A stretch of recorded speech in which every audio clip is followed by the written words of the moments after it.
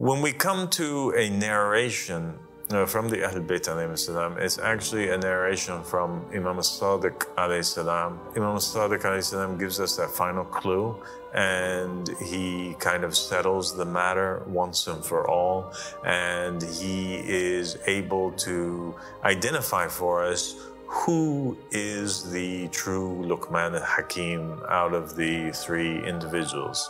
Is it Al-Kamiyan? Is it Aesop? Or is it Ahikar? What do you think, Shana? To be honest, Abu Sadiq, I don't know.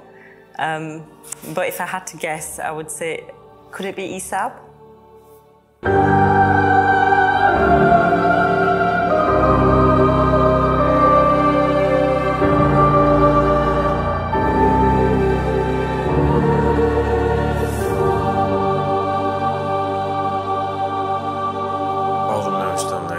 Bismillahirrahmanirrahim. Allahumma salli ala Muhammadin wa ali Muhammad. Ilaymu al-Mahdina wa sallam taslima. Assalamu alaikum wa rahmatullahi wa barakatuh. My dear sister and companion, Shana. Wa alaikum assalam wa rahmatullahi wa barakatuh. Thank you for having me, Abu Sadiq. Thank you for joining me. God bless you. Abu Sadiq, I had a question regarding the character mentioned in the Quran, which was Luqman the Wise. I was wondering if you could tell me more about this personality. So, Luqman al-Hakim, alayhi salam, is a very notable character in Islam. And perhaps the reason for that is the fact that out of the 114 surahs that came down in the Quran, there is one surah in particular which is named after Luqman, Surah Luqman. Okay? The surah of Luqman. And in the surah itself, Luqman has some sayings, some proverbs, or maxims, which are preserved in the Quran, in which he's giving advice to his son. But it doesn't reveal the nature of who this character Luqman is. It's not so much telling the story of who Luqman is, as much as it is just preserving some of his wisdoms or some of his sayings, his advice that he gave his son. And that caused people to assume throughout history that Luqman must be a character of extreme importance. He also must be a monotheist. He perhaps was a prophet or a messenger for the Holy Quran to preserve his name in this way and preserve his words or his sayings. And this led naturally so that people question the Prophet Muhammad sallallahu alaihi wasallam and the Ahl Bayt alayhi salam about the story of who this Luqman the Wise was.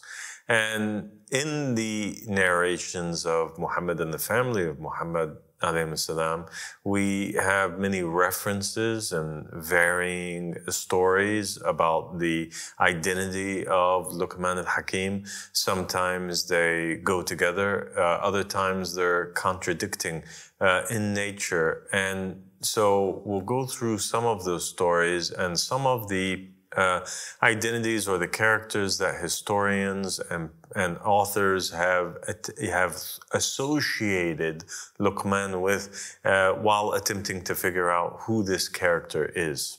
Some of the researchers and historians and Islamic writers have associated Luqman al-Hakim with a Greek doctor and philosopher whose name is Al-Kamiyan.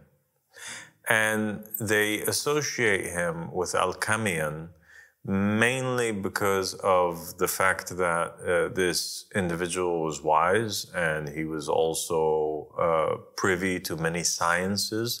So they assumed him to be a wise man. And they associated or they drew upon the fact that the name Al-Kamiyan had letters that were similar to Luqman. So both have L's, both have Q's or C's, right? Both have M's, both have N's. And so they said, well, this name is pretty similar to that name, so there's a chance that these individuals are actually one and the same. Other narrations from the Ahlul Bayt alayhim salam have spoken about Luqman al-Hakim and have stated basically that he used to be somebody who was a teacher to somebody who became a teacher to Socrates. Okay? And so they associate him with being somebody who came before Socrates and that influenced perhaps Socrates and Aristotle and Plato. For that reason, people came to associate him with being a Greek individual or somebody that is in Greek culture, perhaps a philosopher or a writer that existed in ancient Greece. And they identified him with a character called Aesop. And Aesop was a writer who influenced Socrates, and Socrates drew from his knowledge and from his tales. In particular, he was a famous fable writer or a person who wrote stories, basically. Aesop is an individual who actually wrote a lot of famous tales that still exist today. Like, for example, The Boy Who Cried Wolf. Aesop's the one who wrote it. And another story is The Tortoise and the Hare. This story also, Aesop wrote it. And so the authors, the writers, the researchers, they associated the character of Aesop with being Luqman al-Hakim, and they said, look, this individual influenced Socrates, and also we have in the narrations this idea that he was a teacher or an influencer of Socrates. Other narrations identify him as being a Nubian or being dark in color, being African, his origins coming from Sudan or from Egypt. And this is something that also matched and led to them in particular choosing the character of Aesop to be that individual who is Luqman al-Hakim, because in Greek history, Aesop was identified as being black or being African, or his origin was from Africa. And so he influences Socrates, and at the same time, he's an African wise man, right, in origin. And so they said, okay, well, this individual must be Luqman al-Hakim. There are other narrations from the Ahlul Bayt alayhim salam which state basically that he lived around the time of David, and that he was an individual that actually had conversations with David, King David of Israel, and actually influenced him and taught him in some instances, and that David had envied Luqman al-Hakim because he was a person who obtained wisdom but was relieved from the burden of being a king, right, like he was. They were both given wisdom, but only David was given kingship. And there are some famous narrations that basically state that the angels came down to Luqman al-Hakim and they offered him a chance to be a king or a ruler. And Luqman al-Hakim says, if this is something that Allah subhanahu wa ta'ala commands me to do, then I accept it because I know that in it will be goodness. But it is, if it is something that God is merely giving me the choice to choose to be a king or to not be a king, then I choose to not be a king because of the burden that comes with it. And so this was also a display of his wisdom in which Allah subhanahu wa ta'ala praised him for being a person who was not eager to run after the dunya and wise enough to realize that those who want and chase after the dunya, they end up losing both the dunya and the hereafter, because the dunya perishes and they don't attain the hereafter either because they were chasing after dunya. And then the role of the kingship that was initially presented to Luqman as an option for him to take ended up going over to King David, and David ended up being appointed by Allah subhanahu wa ta'ala. So it kind of indicates that maybe Luqman was in Israel, that perhaps he was a Hebrew, or he was just a wise man, a wise sage that lived close by, that met with David on particular occasions. But there is no trace for this type of story in Jewish literature, in the hadiths or in the Bible or in the Jewish narrations. There's no such event that took place where there was another person who, we can't find a trace for other than in these narrations from the Ahlul Bayt alayhim salam. So now we have Luqman being associated with two individuals, and both of these individuals are Greeks that come from Greek culture, one of them having African origins, while the other one is just a Greek man. But both were influential in Greek society. The problem with the association of Luqman al-Hakim with these two individuals is that there is no trace of this kind of relationship that Luqman al-Hakim has with a son of his, where he's giving him these examples that are very much emphasized in the Holy Quran, where he says, my son, my son, my son, my son. And each time he says, my son, it is followed by a particular advice. But you do have these sayings associated with a third individual, okay, that is outside of Greek culture, actually. A third individual by the name of Ahikar. Ahikar, and the story of Ahikar is basically that there was this chancellor, and the chancellor, he was a chancellor in Assyria. He was an Assyrian chancellor to the king. Sennacherib, that was the king that he was a chancellor to him and to his son after him.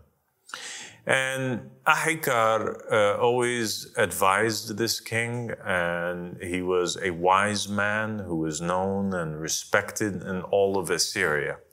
The story states that he did not have a son of his own, but rather he had a nephew. The nephew was a man by the name of Nadin, or Nadan, or Nadab, or Nathan. Okay? And this individual that was his nephew, he adopts him, and he wants and wishes for him to be his successor after him. Now, this son is evil. He's bad. He's a bad son. He's a bad nephew to Ahikar, and he basically conspires against him in order to steal his place, and he convinces the king, the successor that comes after Sennacherib, that Ahikar is a traitor.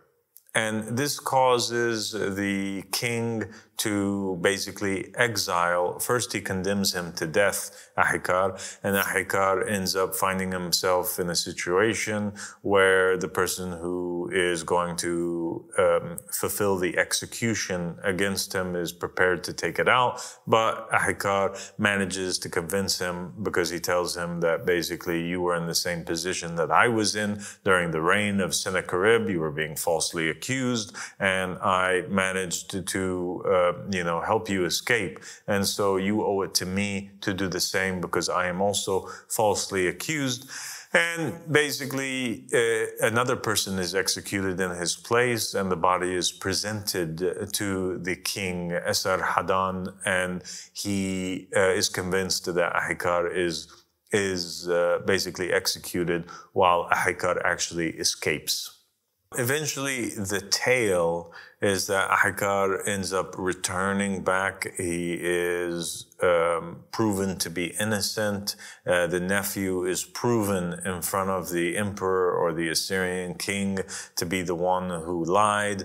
Ahikar ends up having one final meeting with the evil nephew, Nathan or Nadan, and he ends up basically giving him a series of advices. And these series of advices always start off with, my son, and then he says an advice, my son, and then he says an advice, my son, and then he says an advice. So he gives him all of these advices before his betrayal, and he also gives him a series of advices after his betrayal, and they all start off with my son, and he basically in the end tells his son that he is useless to him, and that all traitors are useless, and he says things of this matter, and in the end Nathan ends up losing his position and end up losing his life, actually.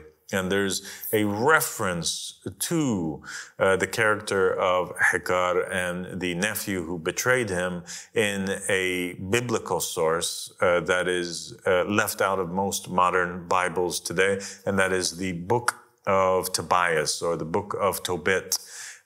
In this book, there's a reference where the main character says, do you not see what happened with Ahikar and his son, and how his son betrayed him? And so that is the story of Ahikar, and we find that it resembles the story of Luqman very much so, in the fact that in both stories there is a wise man, and in both stories there is a son who is being advised, and in both stories there is a group of wisdoms or parables, sayings that all start off with the words, my son. It is identical, almost, when you look at them, the way that they are, the parables are stated, it looks pretty identical to one another. However, we don't find the exact sayings that are in the Quran being duplicated in the sayings of Ahikar, but we find ones that are pretty similar. Similar enough that a person can make the conclusion that these two people, Ahikar and Luqman al-Hakim, are one and the same. When we come to a narration from the Ahl Bayt alayhi salam, it's actually a narration from Imam al-Sadiq alayhi salam. Imam al-Sadiq alayhi salam gives us that final clue, and he kind of settles the matter once and for all, and he is able to identify for us who is the true Luqman al-Hakim out of the three individuals. Is it Al-Kamiyan? Is it Aesop? Or is it Ahikar? What do you think, Shana? To be honest, Abu Sadiq, I don't know. But if I had to guess, I would say, could it be Aesop? Well, Imam al-Sadiq is speaking with one of his companions. His companion asks him, he says, who is Luqman al-Hakim? And Imam al-Sadiq responds and says that the name of the son of Luqman al-Hakim is a man by the name of Nadan. And so this confirms once and for all the identity of Luqman al-Hakim and seals it to be Ahikar. And that is the end of the episode. And inshallah you enjoyed it and benefited something. And inshallah we'll meet again. Thank you so much. Thank you so much, Jana. Assalamu alaikum.